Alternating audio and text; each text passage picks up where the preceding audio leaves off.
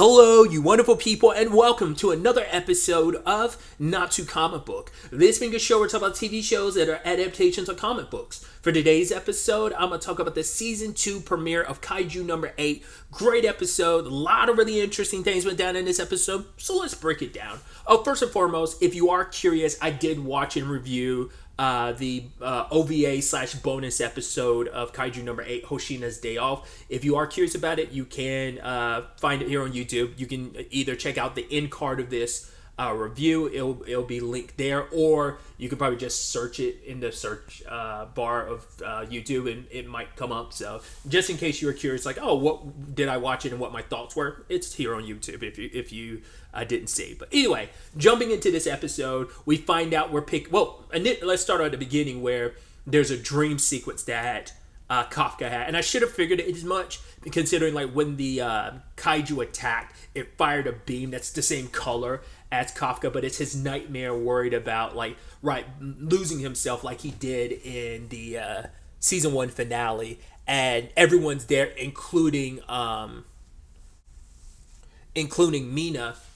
Especially because I like how they mess with you, because it's a nightmare. So initially you're thinking like, oh, this is a flashback to Kafka and Mina at a young age, and it's misleading you because it's like, obviously his worries, his goals, his dreams and aspirations and fears all amalgamating in one dream/nightmare. And obviously it's the parallels of here we are as kids and wanting to be part of the defense force, but then here we are, present day, and the fear of, if I lose control, me and Mina will be on opposite sides of things. She's on my side now, but she'll have no choice but to turn against me if I lose control like I did previously. Like, that was the first time he's ever fully lost control. You can probably make the argument he lost a little control before he ate that bird in episode 2 of last season when he first became a kaiju, but it is the thing of, like, he never lost control to the same extent that he did in season 1's finale. So obviously he's very concerned about that real fear. So, but either way, we're picking up 5 days after the events of the season 1 finale. It's interesting because Hoshina's talking to Mina about it. It's like, it's right. It's been 5 days since the defense force made their decision, but it's still unclear what they plan on doing about Kafka. And so I actually completely forgot that the division, at least some of the 3rd division, is being split off, because we don't know where everyone ended up. Like Haru, Ichi, and Aoi, we don't know where they ended up. Did they end up in 2 separate units, or are they together? Because Iharu and Ichikawa are both in the same unit. But cause we also don't know if it's just them or some of the other characters. What's her name? Masano, I believe is the character's name. Her and the blue-haired girl. Are they going to be did they get transferred to? How much of the 3rd division got split off? Like I said, the more recognizable characters, or was it only just kind of the more characters that we spent the most time with last season? I'm curious. Obviously, Ichikawa is driven by his decision of, I need to get stronger so that I can protect Kafka this time, because I want to be in a situation where I become so strong we don't have to rely on him as much as a kaiju, because the less he has to transform, the less he has to rely on his powers, the less likely he's ever to go berserk and ever be put in a situation where the defense force ever has to question whether he's human or kaiju. So, and obviously him and Iharu are talking about, it's because they were having a conversation about, I think it was Iharu who specifically brought it up, yo, do you ever think that old dude could ever go back to just being a regular part of the defense force? And Ichikawa laughs because he's reminded of the conversation they had back in I think episode 2, where he's like, do you think I could become a part of the defense force? And it's with that kaiju face of his. But it's nah, I think he's going to fight tooth and nail to get back to us, so we got to do our part too. And so the team is sadly split up, but they've all kind of, obviously there was a little reluctance at the end of last season, but it's Ichikawa was the first one to be I'm gonna see this too. And even Kikuru is I gotta get stronger too. And so she's being moved to the 1st division. We meet I guess Hasegawa, who's the second in command, and then we get Narumi, which we'd already met him previously, but it's not till like later in the episode when he slicked his hair back. I was like, oh, right. He was there for a little. He was in one scene of the season 1 finale. It's like, right. So obviously he's quite the character. He lives in a trashy room. Is very obsessed with his video games. Can relate. And so Hasegawa is the second in command type of character of like, yo, like our captain is kind of not serious, but I'll kick his ass if I need to kind of kick him into gear. So they are all gathered for. Initially, Kikuro was like willing to like just like write him off, but for her, it's like, no, I can't do that. This guy's literally the head of the first division for a reason, so I've got to like do what I can, learn from them to get stronger.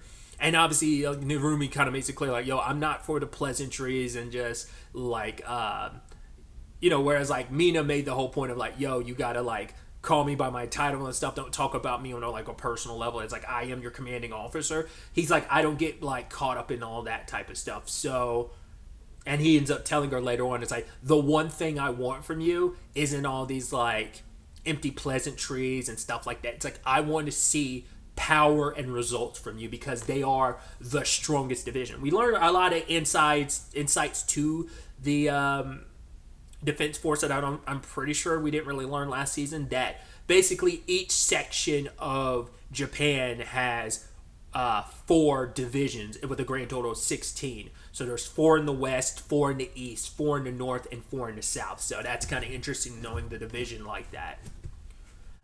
It's also interesting to know, like, right, so that means the 3rd and 1st divisions operate in the same section of Tokyo, which is interesting. I don't know, it's just interesting.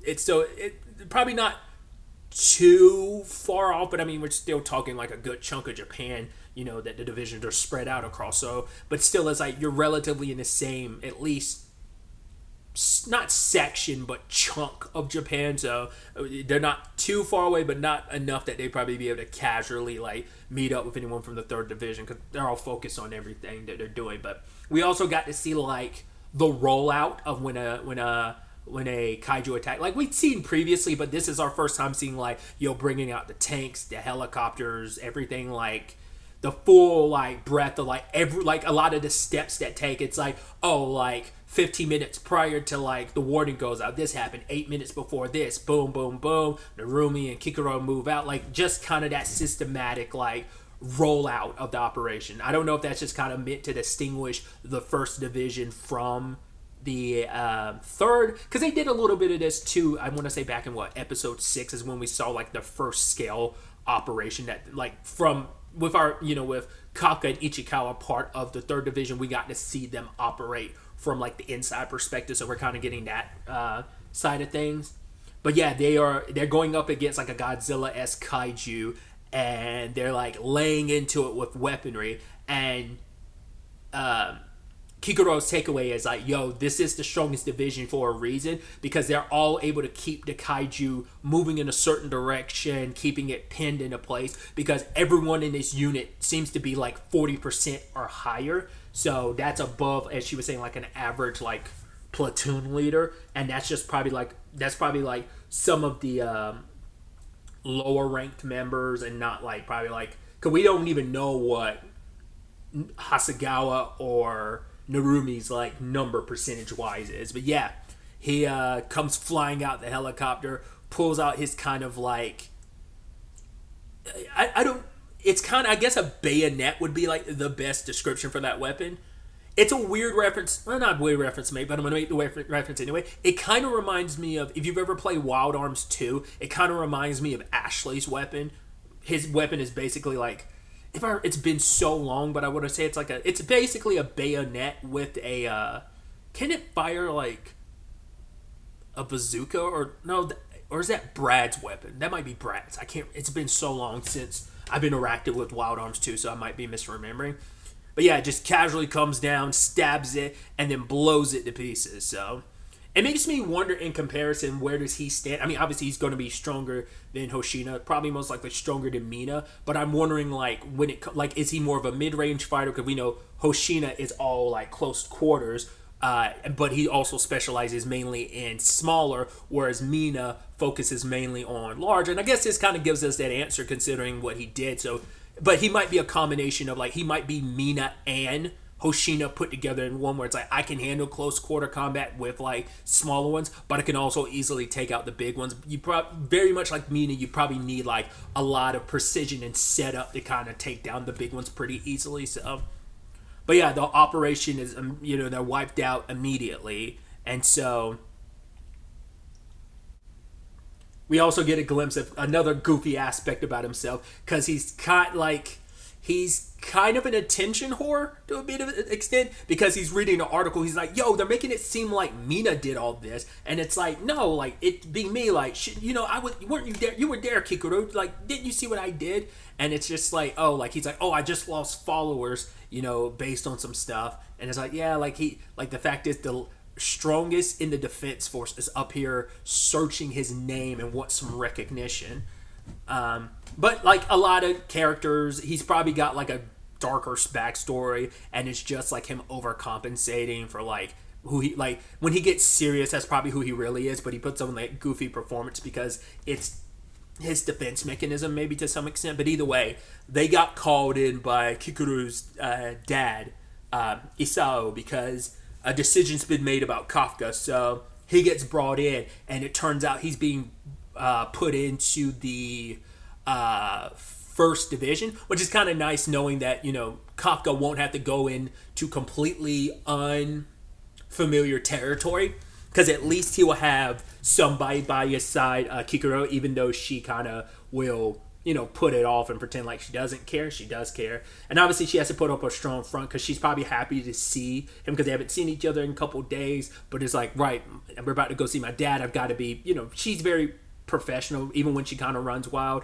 which makes this division the perfect division for her, considering like she likes to show off and kind of run wild, but that's a deeper seated thing of like she wants to prove herself to her dad. So but either way, Isao like says like, yo, you're going to join the first division. You got to prove yourself worthy, because if you don't, then we're going to remove you, because if you're a hindrance, that's going to be a problem. And Kafka's like, yeah, I'll do it. But Narumi's like, yeah, we don't need him. Like, the fact is, I'm strong enough alone. We don't need him. But Isawa was like, it's arrogant for us to assume we're going to be able to kind of continue. He said, yes, we've come out victorious up until this point. But then you got Kaiju number 9, who literally can disguise itself as a human. We got Kaiju number 10, who specifically attacked, Tachikawa base. Like, these things are getting smaller and operating the way they are. The way we've operated until now has served us, but we're going to get blindsided sooner if we don't change the way we operate, because we need to handle things differently. We need to get stronger. We need, we can't be so arrogant to believe that what we have right now is enough, because it won't be, And I thought it was interesting because Narumi's takeaway was like, so, Isao, you still don't trust me. I guess like he's like, even though I've proven myself on the battlefield time and time again, you still don't trust me on my own, that you feel like maybe something happened in the past where he feels like and it's like, oh, that's all you view me as. Who knows how long ago it was? We also don't know how old Narumi is, but I was wondering like, could this have something to do with Kikuro's mom and the operation in which she died? Maybe Narumi was there at the time. Maybe he was, still a rookie or fresh, and maybe he was, he's always been the hot shit. But maybe this is something personal to him. Maybe this is, but just for him to say that to Asao, it's like, you still don't trust me. But I guess it's like, right, like me being the head of the first division, being the strongest in the defense force, shouldn't that be enough for you to trust me? Yet you still have your hesitations, and that's why I'm like, did he make a mistake in the past? And a mistake that would probably make Asao like not fully commit and trust you would be something like that, if it had something to do with his wife or Kikuru's mom. But it could just also be like no, like, get that out of your head. I get it and respect your strength, but there's more at play here. We can't take any chances with how much things have changed with the kaiju over the years. We do not want to get blindsided. So, but despite his reservations, Kafka's like, no, like, I want to do this for my comrades, and I want to do this because there's still something I got to do. He's got to still work to stay beside Mina's side, so he needs to get stronger. He wants to prove himself. So, once again, he doesn't care too much about those pleasantries and your goals, and it's like, whatever I care, only thing I care about, power and results. So prove yourself, because if you prove to be a letdown, then we will kill you and turn you into a suit for me. If that, because that could be you could be better served in that regard. And Kafka doesn't do anything; he just bows and says thank you. So obviously, I brought it up previously about at least having Kikuro there is nice, because we have no idea how the rest of the division is going to treat him. We saw how the third division feels about him, but it's also they got to know Kafka as Kafka before they got to know him as Kaiju number 8. So you're coming into a team that knows you as Kaiju number 8 before being Kafka. So we have no idea what their relationship was going to be with him. He's got to prove himself to, Hasegawa feels like he might be the one that kind of not cut some slack, but might not hold as much resentment. But who knows? Like, he might secretly harbor a lot of resentment. It's unclear. So that's going to be interesting to see how this whole dynamic plays out in the end.